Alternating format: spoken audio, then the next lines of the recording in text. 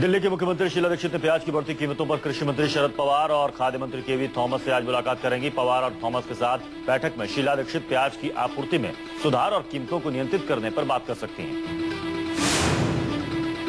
केंद्र सरकार के कैबिनेट सचिव ने प्याज की बढ़ती कीमतों पर एक मीटिंग बुलाई है। खाद्य सचिव, वाणिज्य सचिव और कृषि सचिव भी बैठक में शामिल होंगे।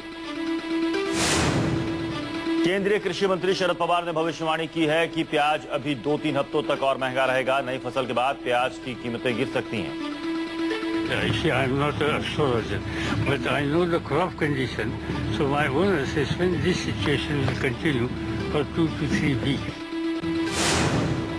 नवी मुंबई से प्याज की चोरी का एक अनोखा मामला सामने आया है। नवी मुंबई में प्याज के 5 बोरे चुराकर भाग रहे चोरों को पुलिस ने गिरफ्तार कर लिया।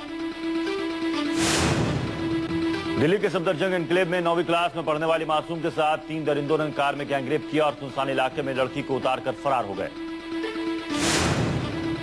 दिल्ली के बवाना इलाके में एक दुकान के अंदर से 23 साल के कुलदीप का शव बरामद हुआ है। शव की हालत दुकान के अंदर काफी खराब हो चुकी थी। दुकान का मालिक प्रवीण फरार बताया जा रहा है।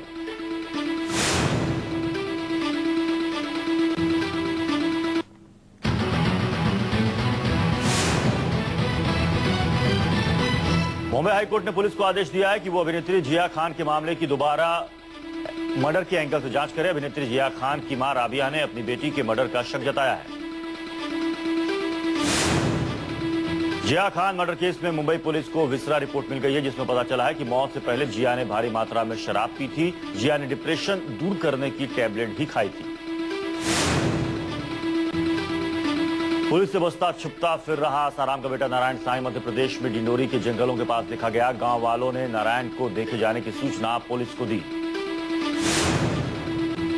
गांव वालों के मुताबिक नारायण साईं ने चमत्कार दिखाकर अपना प्रभाव जमाने की कोशिश की। छोटे बालों में दिख रहे एक शख्स ने गांव वाले से मिट्टी चाटने को कहा तो मिट्टी मीठी हो गई।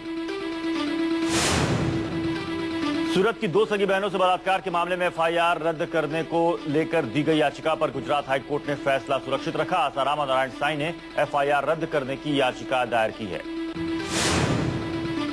योग गुरु बाबा रामदेव एक नई मुसीबत में फंसे नजर आ रहे हैं। यूपी के खुर्जा से अपर जिला जज शकील अहमद का 18 साल का बेटा साहिल खान हरिद्वार के पतंजलि योगपीठ से गायब हो गया है। कांग्रेस उपाध्यक्ष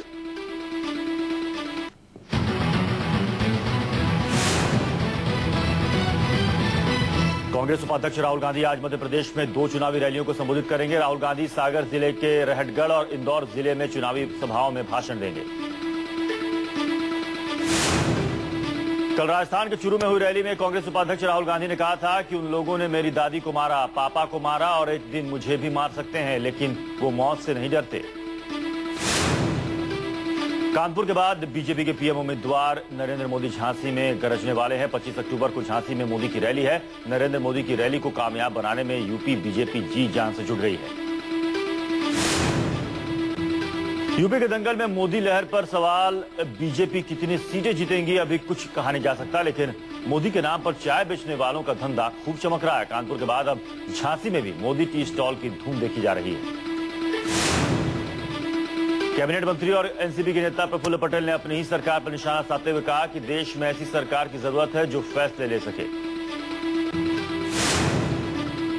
ब्लॉग की दुनिया में अब एनसीपी के अध्यक्ष शरद पवार का भी नाम शामिल हो गया है। ब्लॉगर बने पवार ने पहले पोस्ट पर आलोचकों को प्रतिक्रिया दी और एक कृषि मंत्री के तौर पर उनके योगदान पर पूछे गए सवालों का जवाब दिया।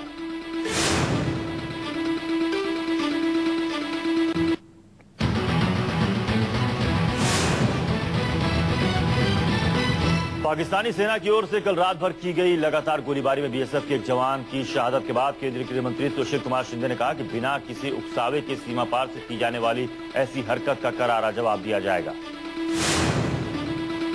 प्रधानमंत्री मनमोहन सिंह ने चीनी प्रधानमंत्री ली केकियांग के साथ बैठक में भारत के पूर्वोत्तर राज्य अरुणाचल प्रदेश के 2 खिलाड़ियों को नत्थी वीजा दिए जाने का मुद्दा उठाया। उत्तराखंड में मुख्यमंत्री आवास में चाय और नाश्ते पर पिछले 1.5 साल में 56 लाख रुपए का खर्च आया है। आरटीआई से इसका खुलासा हुआ है कि मार्च 2012 से अगस्त 2013 तक मुख्यमंत्री विजय बहुगुणा के कार्यकाल में आधे करोड़ से ज्यादा रुपया चाय नाश्ते पर ही खर्च हो गया। गायकवाड़ राज परिवार में चल रहा 20,000 करोड़ का संपत्ति विवाद 2 दशकों के लंबे इंतजार के बाद आखिरकार सुलझ गया है। गायकवाड़ इतिहास के मशहूर राजवंशों में शुमार है।